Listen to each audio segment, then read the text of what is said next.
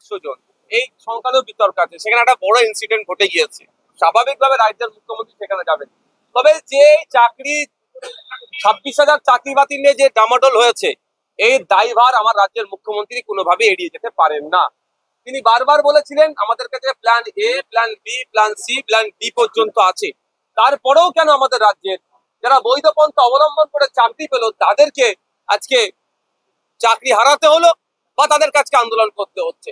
মানবিক মুখ্যমন্ত্রী group C group D এর জন্য আলাদা করে ভাতার ব্যবস্থা করে দিয়েছিলেন, কিন্তু এখন তাদের ডিমান্ড, যে সমস্ত বৈধ শিক্ষাগুলো চাকরি পেয়েছে, ডিমান্ড এখন অল্প কয়েকটা ডিমান্ড। তার মধ্যে একটা ডিমান্ড হচ্ছে যে ফর্ম ফিল আপ শুরু হচ্ছে ওটাকে 1 মাস পিছিয়ে দেওয়া হোক। তাহলে মানবিক মুখ্যমন্ত্রী 1 মাস পিছাতে পারছেন না কেন? 1 মাস পিছিয়ে যদি, কারণ তারা কারণ হিসাবে দেখাচ্ছেন যে আপনার রিভিউ এর জন্য পিটিশন করা হয়েছে সুপ্রিম কোর্টে, তাহলে 1 মাস পিছিয়ে দিই, সমস্যা কোথায়? আমাকে বলেছে আমি বিষয়টা অ্যাসেম্বলিতে তুলবো। একাধিক আন্দোলনকারী অসুস্থ হয়ে পড়ে, তাদের সুস্থতা কামনা করি।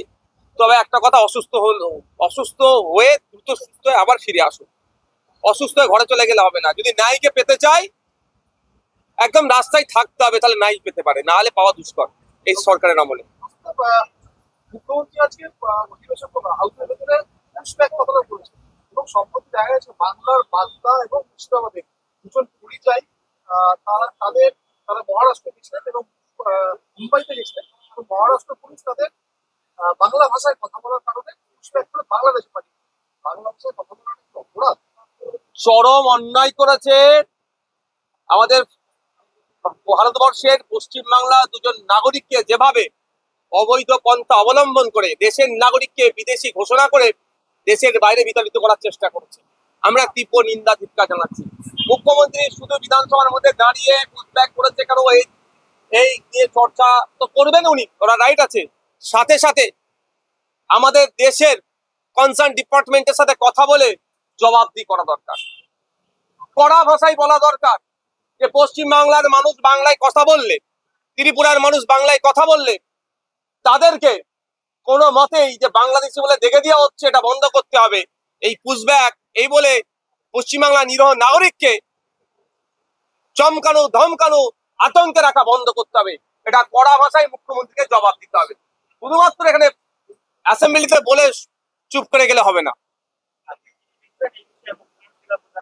দেখুন, এই বিষয়ে দেশের রাষ্ট্রপতির কাছে আমি জানাবো। অলরেডি প্রিপারেশন চলছে যে এই ধরনের ঘটনা ঘটছে, বাংলা ভাষায় যারা কথা বলছে বিভিন্ন রাজ্যে তাদেরকে বাংলাদেশি বলে দমন পীড়ন হচ্ছে। কদিন আগে দেখছিলাম সেই সমস্ত স্টেটের পুলিশ তাদেরকে ডিস্টার্ব করছে, কোনো জায়গায় মারধরের শিকার হচ্ছে, এখন আবার দেখছি পুশব্যাক করা হচ্ছে। এটা বন্ধ হওয়া দরকার। আমাদের ভিডিও ভালো লাগলে লাইক এবং শেয়ার করুন। কমেন্ট সেকশনে গিয়ে জানান আপনাদের মতামত। আরও ভিডিও পেতে আমাদের চ্যানেল সাবস্ক্রাইব করুন এবং প্রতি মুহূর্তে খবরের আপডেট পেতে প্রেস করুন বেল আইকন।